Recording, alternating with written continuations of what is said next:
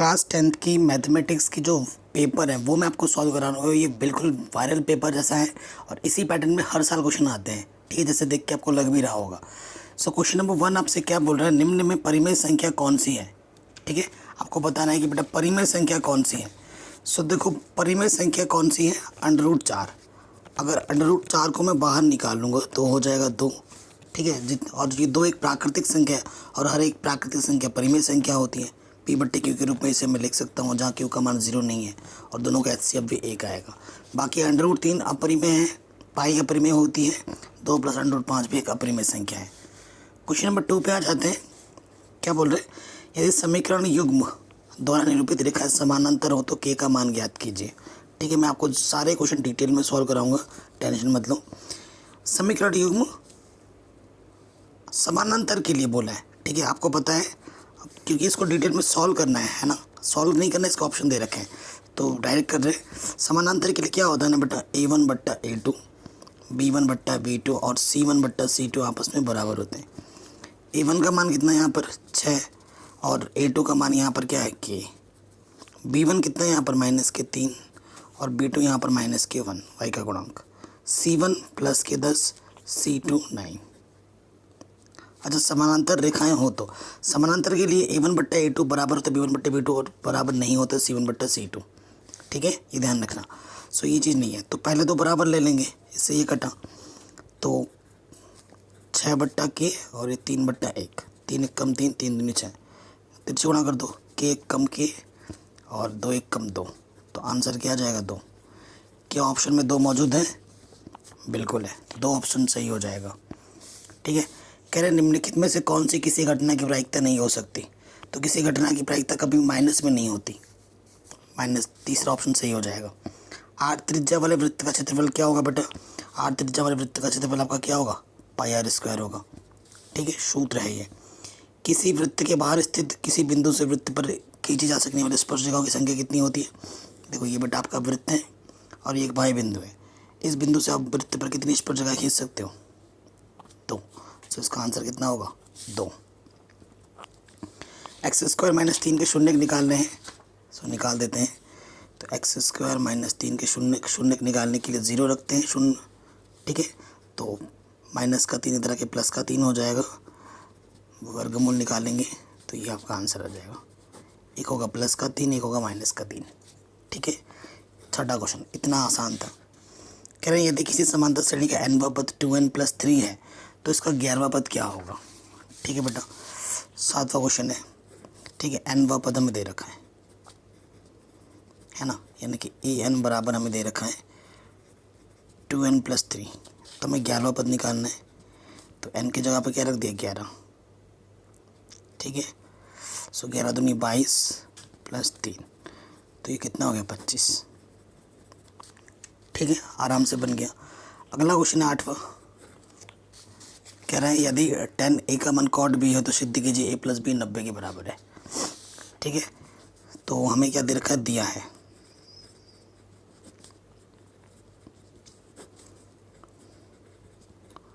tan a बराबर cot b। ठीक है, सिद्ध क्या करना है, प्रॉपर जैसे एग्जाम में लिखना वैसे ही लिखवा रहा हूँ। सिद्ध करना है कि a + b हमें कितना सिद्ध करना है, 90 सिद्ध करना है। ठीक है, यही तो है। चूंकि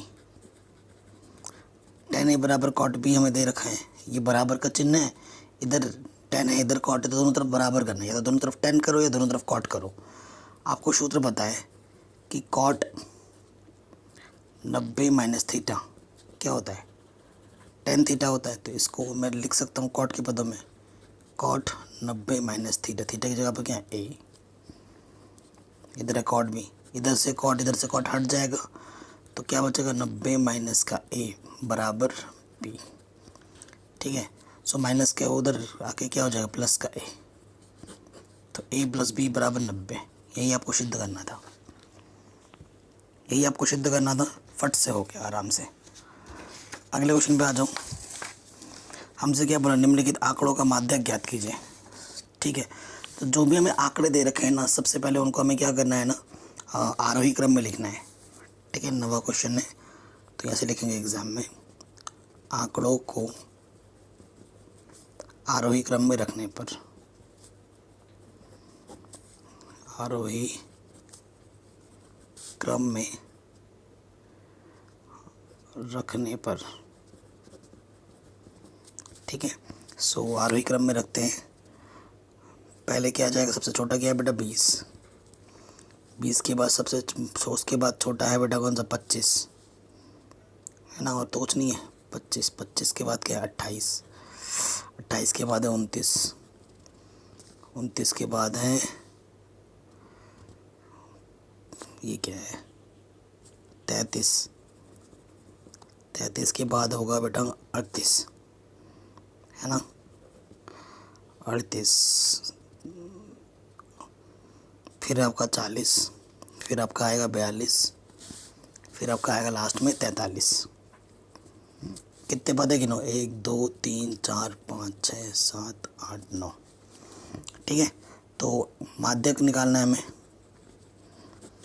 तो n/2 पद लेते हैं, ठीक है। n यहाँ पर क्या विषम है 9/2 यानी कि 4.5 आ जाएगा, 4.5 का मतलब 5वां पद,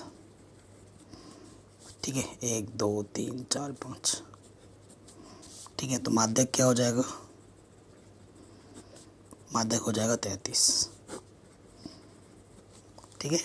ये आपका आंसर हो जाएगा, कोई दिक्कत नहीं, ठीक है। किसी भी क्वेश्चन में थोड़ा भी डाउट दिक्कत हो तो वीडियो को एक बार दोबारा ज़रूर देखें। लिंक डाल रखे डिस्क्रिप्शन में, chapter wise important question already बना रखे हैं, उसको ज़रूर देख लेना, ठीक है। एनसीईआरटी के कौन से क्वेश्चन इंपॉर्टेंट जो कि हर साल एग्जाम में आते हैं वो भी करा रखा है, वो भी आप ज़रूर देख सकते हैं। अगला क्वेश्चन है, कह रहे दो समरूप त्रिभुजों का क्षेत्रफल, भुजाएं 4:9 में है तो उनके क्षेत्रफलों का अनुपात कितना होगा। बहुत ही सरल सा क्वेश्चन है, हर बार आता है ऐसा क्वेश्चन, ठीक है। 10वां क्वेश्चन। सो क्या है बेटा, दो त्रिभुज है हमारे पास, एक है PQR और एक है ABC, ये दोनों के दोनों समरूप हैं, इनकी भुजाओं का अनुपात दे रखा है।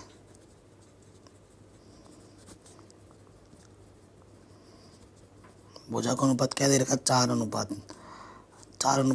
अनुपात का मतलब क्या होता है बेटा, बट्टे में, ये चीज़ हमें दे रखी है, ठीक है। हमें क्या निकालना है, आपको पता है प्रमेय 6.6 से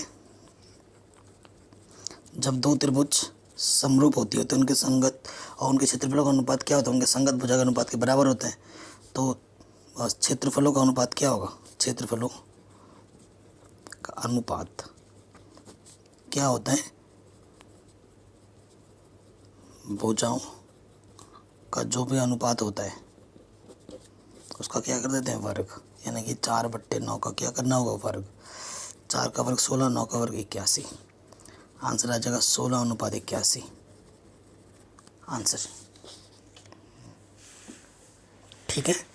कोई दिक्कत नहीं, ये क्वेश्चन हमारा आराम से बन गया। आगे बढ़ते हैं, हमसे क्या बोल रहे हैं, द्विघात समीकरण के मूल ज्ञात कीजिए। सो मूल ज्ञात करते हैं। अब ये 2 नंबर के क्वेश्चन स्टार्ट हो चुके हैं, ठीक है।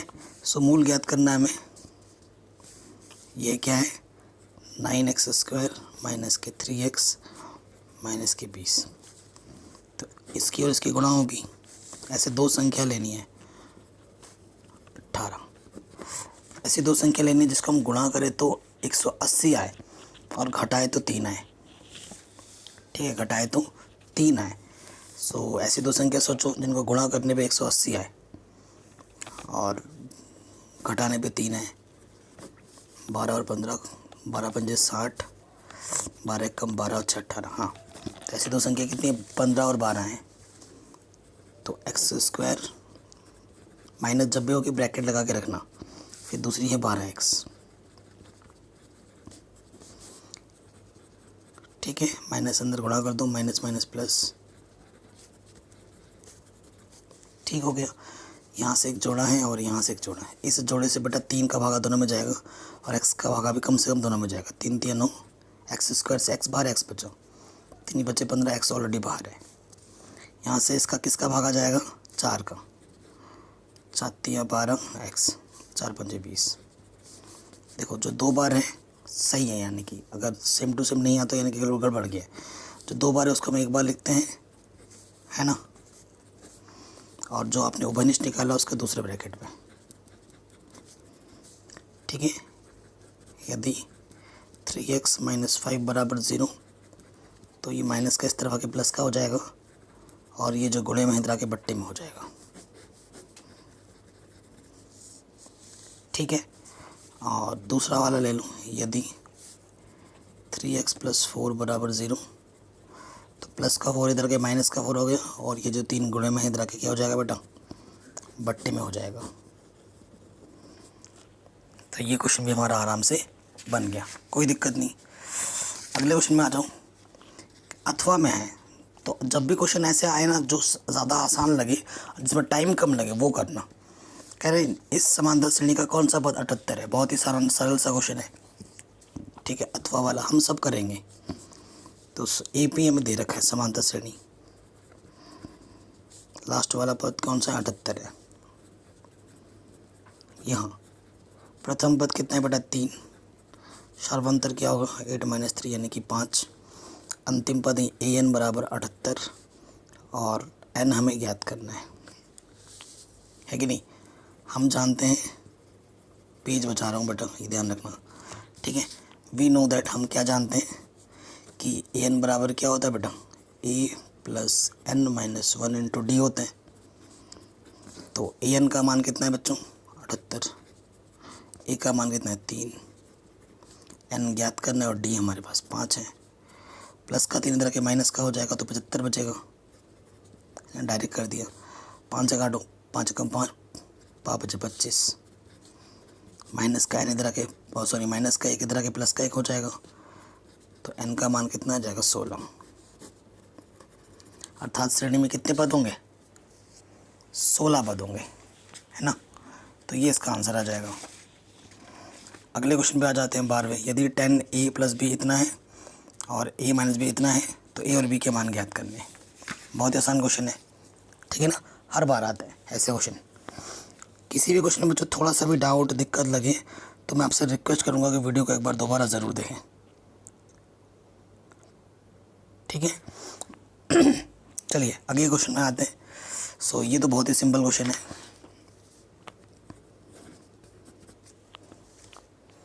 कभी कभी धुंधला हो जाता है ना। सो देखिए हमें क्या दे रखा है, दिया है 10 ए प्लस बी √3 है। समीकरण 1 व 10 ए माइनस बी हमारे पास क्या है 1/√3 है। ओके, सो पहले वाले से देखिए, चूंकि 10 ए प्लस बी हमारे पास क्या √3 है, तो इधर 10 है, इसका मान भी आपको 10 में सोचना पड़ेगा। 10 60 का मान √3 होता है, फिर 10 से 10 हट गया, ए प्लस बी का मान क्या जाएगा 60। ठीक है, पुनः समीकरण 2 से क्या है बेटा 10 ए माइनस बी 1/√3 है, इधर 10 है, इसका मान भी 10 में सोचना है। क्या होगा 10 30 का मान, तो 10 से 10 हटा, यहाँ क्या जाएगा a माइनस के b बराबर 30 डिग्री। ठीक है, ये एक समीकरण, इस समीकरण को विलोपन विधि से हल कर लो। समीकरण के नाम तुम कुछ भी दे सकते हो, ठीक है, उससे फ़र्क नहीं पड़ता। अब हल कर लेंगे। a क्या था, a प्लस बी बराबर 60 और a माइनस बी बराबर 30। जोड़ने पर b कटम, a और a 2a हो जाएगा, ये हो जाएगा 90, काटोगे तो आ जाएगा 45। ठीक, a का मान 45 आ गया। चूँकि a प्लस बी हमारे पास 60 था समीकरण में, तो a का मान उठाकर यहाँ रख दोगे। सो 45 प्लस b, तो प्लस का इधर आके क्या हो जाएगा माइनस का, तो b का मान हो जाएगा आपका 15 डिग्री। ठीक है, तो ये क्वेश्चन आपका आराम से बन गया। बताइए कोई दिक्कत कोई परेशानी नहीं होगी, है ना। अगले क्वेश्चन में आ जाते हैं। हाँ, क्वेश्चन नंबर ये 2 है, ठीक है, 2 नंबर में पूछा गया। कह रहे हैं एक ABCD समलंब है जिसमें AD और DC आपस में समानांतर है। इसके जो विकर्ण है परस्पर O बिंदु को प्रतिच्छेद करते हैं, दर्शाइए कि AO बट्टा BO, ठीक है, वो इसके बराबर होगा। ठीक है, ये चीज़ हमें दे रखी है। तो इस क्वेश्चन को करने के ना वैसे बेटा दो तरीके हैं। ठीक है, कितने तरीके हैं? दो तरीके हैं। तो जो मैं सबको आसान विधि है ना, मैं आपको बेटा वही बताऊंगा। ठीक, जो आसान विधि होगी मैं वही बताऊंगा। चलिए स्टार्ट करते हैं। क्या है आपके पास? 13वां क्वेश्चन है हमारा, ABCD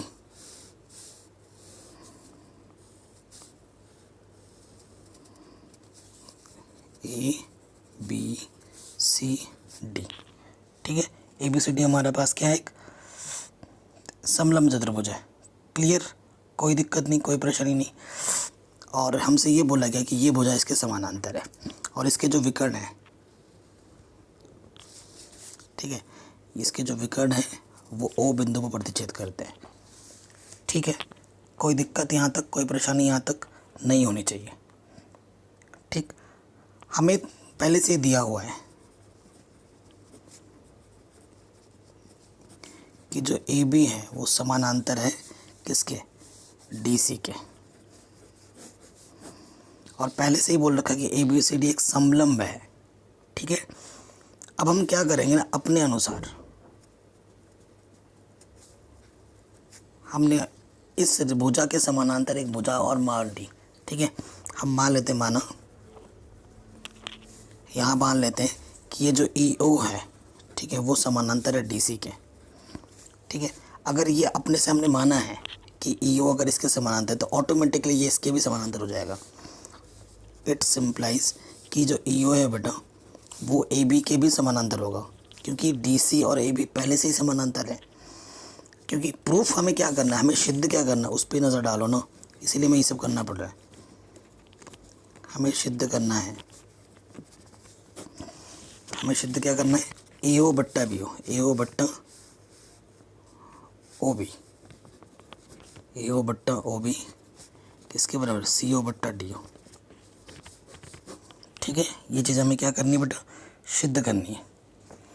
सो सबसे पहले हम क्या करेंगे, देखो, अगर EO समांतर ले लें CD के, यदि ध्यान से देखना, अगर EO समानांतर ले लें, CD लिखो या DC लिखो, ये त्रिभुज बनाना, ये भुजा इसका समानांतर है, तो AE बट्टा AD बराबर होगा AO बट्टा OC। थेल्स प्रमेय से, प्रमेय 6.1 से, है ना? क्या हो जाएगा? AE बट्टे AD बराबर होगा AO बट्टे OC, है ना? समीकरण नंबर 1 ये तो होगी। फिर ले लेता हूँ पुनः, यदि OE समानांतर ले लूँ मैं AB के, देखो ध्यान से देखो, OE समानांतर लेता हूँ मैं AB के, तो ये त्रिभुज बना। तो इसमें क्या होगा? AE बट्टा AD किसके बराबर होगा? BO बट्टा OD, है ना? AE बट्टा ED बराबर होगा BO बट्टा OD।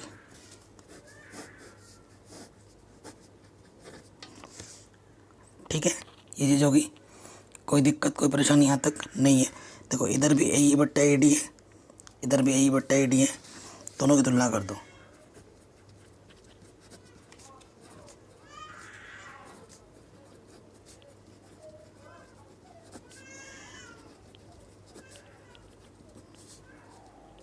तो यहाँ से आ जाएगा AO बट्टे OC और यहाँ से आ जाएगा BO बट्टा OD।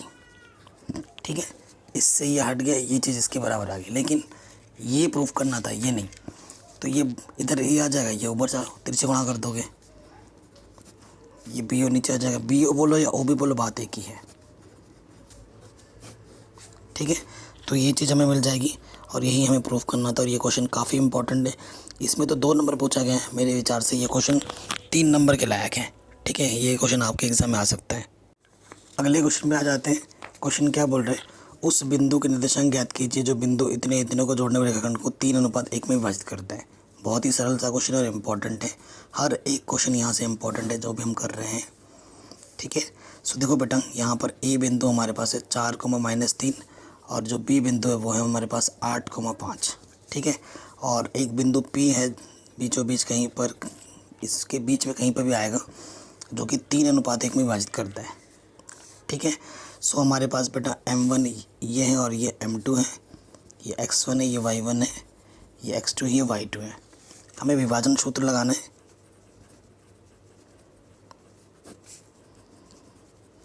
ठीक है। विभाजन सूत्र से हमें मान निकालना है। ये विभाजन कैसा विभाजन है? अंतः विभाजन है, ठीक है। तो x का मान क्या होगा? सूत्र M1 X2 M2 X1 M1 plus M2। M1 का मान 3 है, X2 का मान 8, M2 का मान 1 है और X1 का मान 4। M1 plus M2, 8×3 24 plus 4/4। तो x का मान आ गया 28/4, 4×7 28। x का मान 7 आ गया, ठीक है। x का मान 7 आ गया। अब हम इस तरफ लिखाते हैं y का मान। y का मान क्या होता है? M1 Y2 M2 Y1 M1 plus M2, यही होता है। सूत्र में रखेंगे। M1 कितना है? 3, Y2 का मान है 5, M2 है 1, Y1 का मान है -3। तो M1 प्लस M2, 5×3 15 -3, तो ये हो जाएगा 12/4, 4×3 12। तो y का मान आ गया 3। दोनों के निर्देशांक मिल गए, अतः बिंदु माना हुआ बिंदु हमने x, y था, तो बिंदु क्या हो जाएगा? 7,3। ये आपका आंसर आ जाएगा, ठीक है बेटा। आराम से हो गया, ये क्वेश्चन भी आपका इजीली बन गया। आगे बढ़ते हैं, नेक्स्ट क्वेश्चन में आते हैं। कह रहे 52 पत्तों को अच्छे प्रकार से फेंटा गया है। ताश की गड्डी से एक पत्ता निकाला जाता है। लाल रंग का तस्वीर वाला पत्ता प्राप्त करने की प्रायिकता ज्ञात करना है, ठीक है। लाल रंग का तस्वीर वाला पत्ता, तो क्वेश्चन नंबर 15 है ये हमारा। तो देखो बेटा, ताश के जो पत्ते होते हैं गड्डी में वो कितने होते हैं? 52 होते हैं, जिसकी 2 कैटेगरी होती है। एक तो लाल कैटेगरी होती है, एक कैटेगरी काली होती है। लाल के पास भी 26 होते हैं, काले के पास भी 26 होते हैं। इनकी अलग अलग और 2 कैटेगरी होती हैं, ठीक है। इनकी भी अलग अलग और 2 कैटेगरी होती हैं। हर एक कैटेगरी में कितने कितने पत्ते होते हैं? 13, ठीक है। अब तस्वीर वाला पत्ता हर कैटेगरी के पास 3 होता है। इसके पास भी 3, इसके पास भी 3, इसके पास भी 3 और इसके पास भी 3, ठीक है। तो हमसे क्या बोला? तस्वीर वाला पत्ता है ना, क्या बोल रहा है? लाल रंग का तस्वीर वाला पत्ता, लाल रंग का तस्वीर वाला पत्ता कितना होगा? 3 और 3 6, ठीक है। कितना होगा? 6। तो प्रायिकता क्या होता है? इनकी प्रायिकता निकालनी है ना आपको। प्रायिकता क्या है? सूत्र क्या होता है? संभव परिणाम बट्टे कुल परिणाम, यही तो सूत्र होता है। तो संभव परिणाम कितना है बेटा? 6, कुल परिणाम कितना है? 52। काटो इसको, 2 3 6, 2 दूनी 4, 2 छंग 12, ठीक है। सो आंसर आ जाएगा 3/26। आराम से हो गया ये क्वेश्चन, ठीक है। आगे बढ़ते हैं। या फिर पासा वाला बोला है ना, एक पासे को एक बार फेंका जाता है, एक सम संख्या आने की प्रायिकता ज्ञात कीजिए। बहुत ही आसान क्वेश्चन है, अथवा वाला है। सो देखो बेटा, पासे पर परिणाम, पासे बोलते लूडो, पासे पर प्राप्त परिणाम क्या होता है बेटा? 1 2 3 4 5 6 है कि नहीं? यानी कि कुल परिणाम कितने मेरे पास? 6 हैं।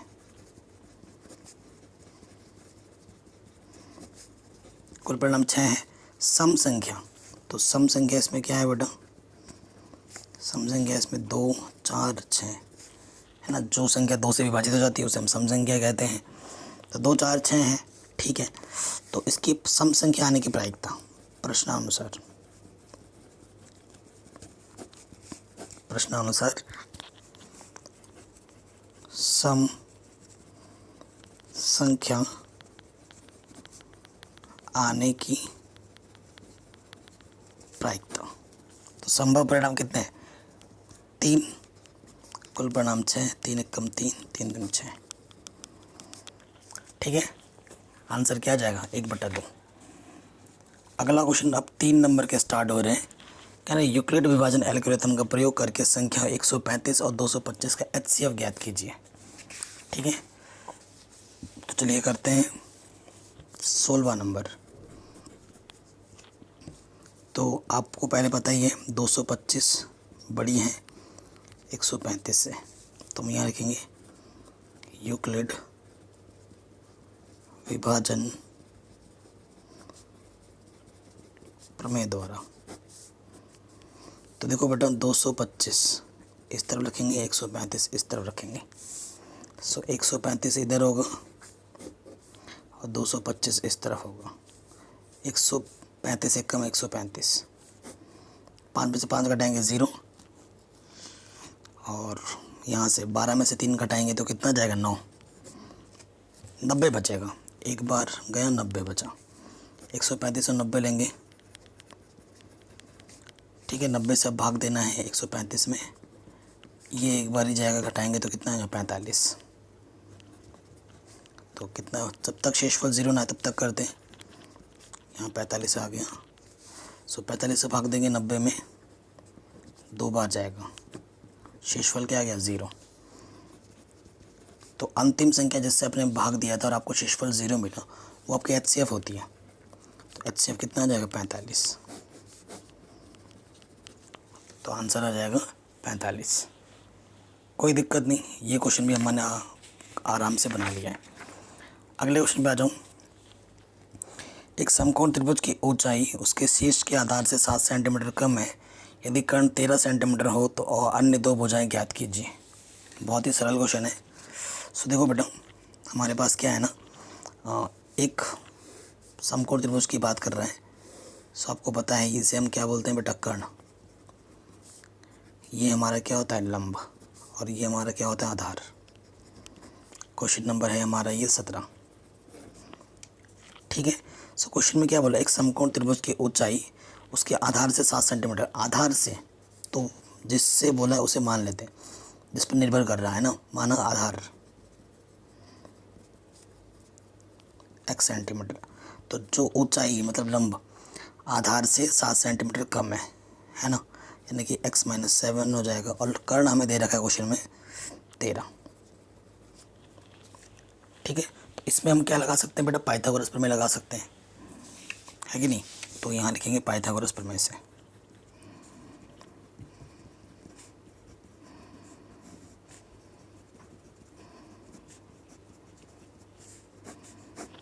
पाइथागोरस प्रमेय से लिख देंगे। क्या होता है पाइथागोरस प्रमेय? कर्ण का वर्ग बराबर क्या होता है? आधार का वर्ग प्लस लंब का वर्ग, यही तो होता है। सो कर्ण हमारे पास है 13, आधार हमारे पास है x, और ये है x - 7। 13 का वर्ग 169, खोल देंगे, a का वर्ग b का वर्ग 2ab, ये हो जाएगा 2x² प्लस के 49, ये चीज़।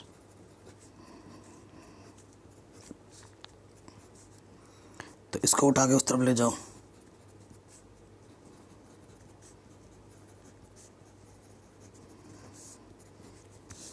सो इधर हो जाएगा 2x² माइनस के 14x। सो यहाँ से घटाएंगे तो यह आ जाएगा 120। 2 का भागा ले दो पूरे में दोनों तरफ, तो यहाँ से x² और ये। ठीक है, ये बन गया आपका एक द्विघात समीकरण। अब इसको हल कर लो किसी भी विधि से। इसका गुण कुछ नहीं तो 1 है।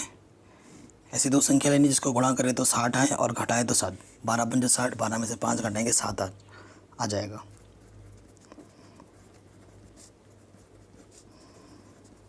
तो यहाँ से आ जाएगा बच्चों। ठीक है, यहाँ से एक जोड़ा और यहाँ से जोड़ा, x उभयनिष्ठ। ठीक है, अब जो 2 बार है उसे हम एक बार लिखते हैं और जो उभयनिष्ठ निकाला उसको दूसरे ब्रैकेट में। ठीक, पहले वाले को लेंगे, यदि x + 5 = 0 तो x बराबर -5, क्योंकि दूरी का मान माइनस में नहीं होता तो ये अमान्य हो जाएगा। यदि x -12 = 0 तो -12 इधर के +12, तो ये सही हो जाएगा। यानी कि जो आधार है वो 12 होगी और जो लंब होगी वो 12 - 7 यानी कि 5 सेंटीमीटर होगी। ठीक है, ये हमारा आंसर आ जाएगा। तो ये क्वेश्चन भी हमने आराम से कर लिया। ठीक है, अब त्रिकोणमिति का एक क्वेश्चन है, उसे भी करेंगे। क्वेश्चन क्या बोल रहे हैं कि इसको हल करके ये लाना है, और ये हर साल आता है, हर साल आता है। ठीक है, सो करते हैं 18वां क्वेश्चन, बायां पक्ष लेने पर।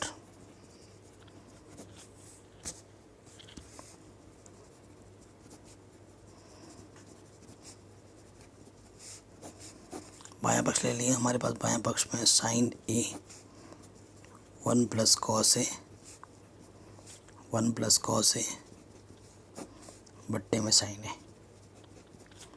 ठीक है, ये हमारे पास क्वेश्चन है। सो देखो, नियम क्या होता है, अगर कोई सर्वक्षमिका लग रही है तो लगाओ, कोई सर्वक्षमिका नहीं लग रही है फिर क्या होता है कि साइन कॉस में बदल होती है। ऑलरेडी साइन कॉस में बदला हुआ है, फिर क्या करना है, हमें हल करना है। तो लॉशअपा ले लेंगे, गुणा कर देंगे नीचे नीचे, इसकी गुणा इसके साथ, साइन गुणा साइन, साइन स्क्वायर ए, इसकी गुणा इसके साथ, 1 + cos A का वर्ग हो जाएगा। 1 का वर्ग 1 होता है और यहाँ से हो जाएगा 2 cos। ठीक, नीचे जो है उसको वैसे का वैसे ही रखो। अब देखो बेटा, साइन स्क्वायर और कॉस स्क्वायर को रखोगे तो उसका मान 1 होता है, ऑलरेडी 1 यहाँ पर है, नीचे कुछ मत करना। ठीक, 1 और 1 2 हो जाएगा।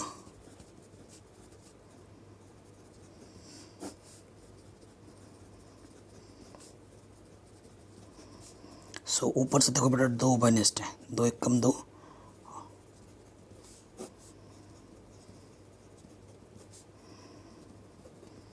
इससे ये काटा और 1/cos बचा। 1/cos का मतलब क्या होता है बेटा, सेक। ठीक है, तो ये हमारा आंसर आ गया।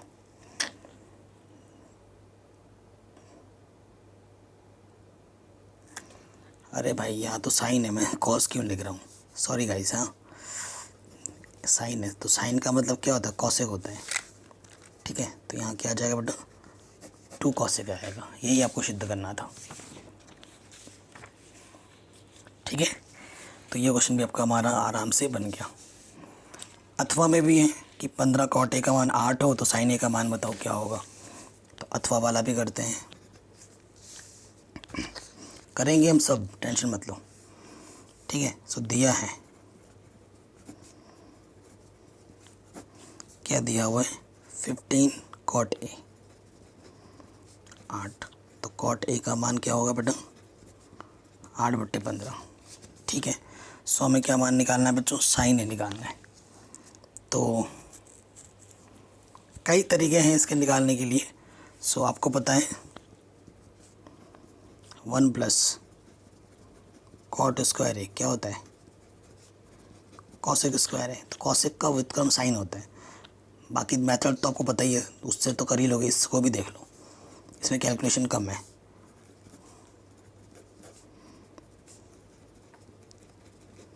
ठीक है, यहाँ से वर्क करेंगे, 8 का वर्ग क्या हो जाएगा, 64, ये 225, लॉशअपा ले लोगे, 225 से कम 225, 64, तो ये आ जाएगा 289। इधर क्या है, कॉसेक स्क्वायर, तो कॉसेक का मान क्या होगा, वर्गमूल ले लेंगे, तो वर्गमूल 289 का 17 होता है, 225 का 15 होता है। ठीक है, तो कॉसेक का मान क्या आ जाएगा, 17/15। तो कॉसेक का व्युत्क्रम होता है साइन, साइन है कितना हो जाएगा, उल्टा कर दो, 15/17 हो जाएगा, आसान। और एक तरीका है, लंब कर्ण निकाल के कर सकते हो, जो तुम जो वो मैंने एनसीईआरटी एक्सरसाइज 8.1 में वो विधि करा रखी है, बट इसमें थोड़ा टाइम कम लगेगा तो मैंने ये बता दिया। अब जो आपको अच्छा लगे वो आप उपयोग कर सकते हो। ठीक है, अगला क्वेश्चन पे आ जाते हैं। ये क्वेश्चन हो गया। क्वेश्चन क्या है, कह रहे दिखाइए कि ये एक समकोण त्रिभुज का शीर्ष है। अच्छा चलो करते हैं उसको पहले। क्वेश्चन नंबर ये 19 है हमारा। समकोण त्रिभुज यानी कि 3 बीच की दूरी निकालनी पड़ेगी। -2, 1 बी है, 2, -2 सी हमारा है 5, 2। ठीक है, तो सबसे पहले हम ए बी निकालेंगे। ए बी बोले तो दो बिंदुओं के बीच की दूरी है ए बी, x1 - x2 का वर्ग, y1 - प्लस y2 का वर्ग। तो ये -4 का वर्ग 16 और 3 का वर्ग 9, तो ये हो जाएगा √25 ही रखो, ज़्यादा हल करने की ज़रूरत नहीं है। 5 आ जाएगा मुझे पता है, लेकिन यही रखूँगा मैं। ए बी निकाला, अब मुझे निकालना है बी सी। दो बिंदुओं के बीच की दूरी x1 - x2 का वर्ग, y1 - y2 का वर्ग। 2 में से 5 गया -3, 3 का वर्ग 9 और -4 का वर्ग 16, तो वही आ जाएगा √25। ठीक है, अब निकालूंगा मैं ए सी। x1 माइनस के x2, y1 माइनस के y2। तो माइनस के 7 का वर्ग 49, यहाँ से -1 आएगा, -1 का वर्ग 1, तो यहाँ आ गया √50। चूँकि अब क्या है बेटा, बड़ा वाला ए सी का जो वर्ग है वो किसके बराबर आ रहा है, ए बी का वर्ग प्लस बी सी का वर्ग। देखो ए सी क्या है 50, तो √50 का जो वर्ग है किसके बराबर है, √25 का वर्ग इसका वर्ग।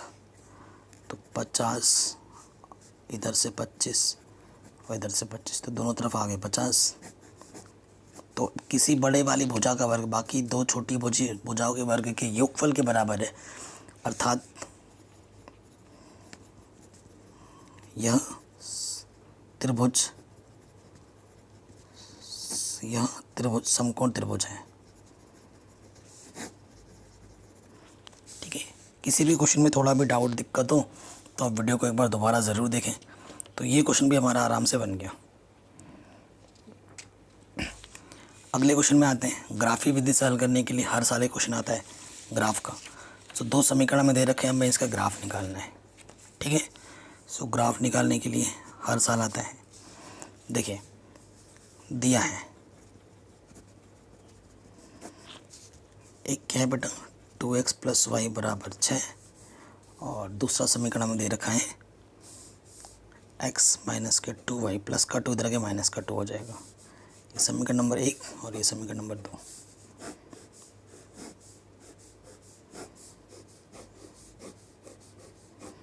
ऐसे डब्बे में निकालना आता ही होगा, है ना। देखो x का मान अगर मैं 0 मानूंगा इस वाले में, x छुप जाएगा, y का मान आ जाएगा 6, और y का मान अगर मैं 0 मानूंगा तो 2x बचेगा, 2 3 6, है ना। तो ये P बिंदु, ये Q बिंदु है। P बिंदु हमारे पास 0,6 और Q बिंदु है 3,0। फिर से x का मान मैंने 0 माना, छुप गया माइनस का 2 वही, 2 1 कम, माइनस से माइनस कैंसिल, 2 1 कम 2 वही। फिर y का मान मैंने 0 माना, x छुप गया, तो x कितना छुपा माइनस के 2, तो इसे r मान लो, इसे h। तो r बिंदु है 0,1 और h बिंदु है -2,0। दोनों समीकरण से 2 बिंदु आ गए। अब इनको ग्राफ पेपर में खींच देते हैं। ठीक है, सो ग्राफ पेपर आप ले लीजिएगा, आपके सामने ही हल करूँगा इसको। मैं बेसिकली बना रहा हूँ बेटा पेन से, ताकि आपको डार्क दिखे, लेकिन आपको बनाना है एग्ज़ाम में पेंसिल से, ध्यान रखना। ठीक है, और बढ़िया करके बनाना, साफ़ सुथरा।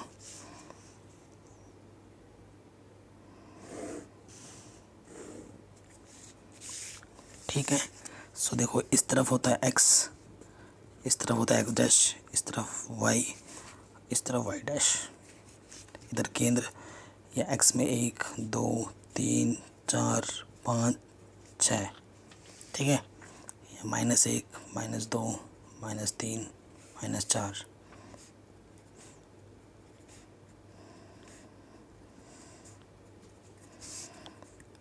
+1 +2 +3 +4, है ना। ये सारे दिखा दिए। अब बिंदु आ जाते हैं। पहला बिंदु था x पे 0 y पे 6, x पे 0 y पे 6, यहाँ पर बिंदु आएगा। इस बिंदु का नाम P है। फिर दूसरा था x पे 3 y पे 0, x पे 3 y पे जाना ही नहीं है 0, ये बिंदु का नाम क्या है Q। अब इन दोनों बिंदुओं को मिलाते हुए क्या खींचनी है बेटा, रेखा खींचनी है।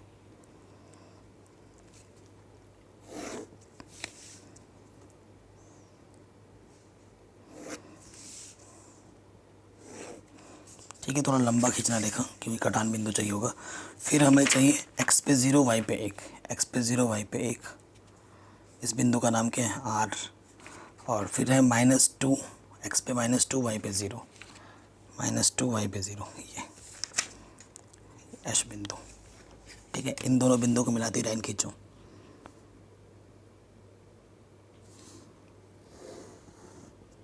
ठीक है, पहले वाले समीकरण का जो नाम था वो हमने लिखा नहीं था, यहाँ लिख देंगे 2x + 5 = 6। और इस वाले का नाम था बेटा x - के 2y = -2। देखो इसने कटान बिंदु मिला, इस बिंदु को बोलते हैं उभयनिष्ठ बिंदु, ऐसा लिखना पड़ेगा एग्जाम में।